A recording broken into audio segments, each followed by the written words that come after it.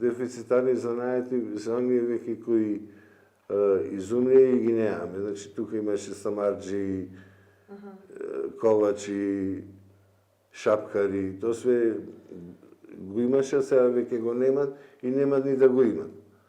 Сега наред е занает кој изумира е мојот кондураджискиот. Значи, останавме само 6 кондураджи во градот. Јас со 50 години сум најмладиот. Значи, после 15 на години не би имало нито еден, ако сите би заминале... Причината е слабата заработувачка? За нечистото е ниско профитабилна дејност. Значи, остално, не само сега, него остално била ниско профитабилна дејност и затоа одредени категории на луѓе ја користеле како дополнителна дејност.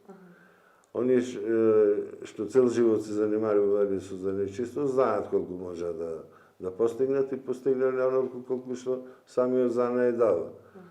Никој од занает не се збогатил, тоа е непишено правило, ама и никој за леп не умел. Тоа го велат и старите, така да ние што се занимаваме професионално занаетот, знаеме колку да ги пушиме ноците, знаеме колку можеме да стигнеме. Имало години да бидеме реални каде што и стварно добро се заработувало, али од година во година е све потешко и потешко.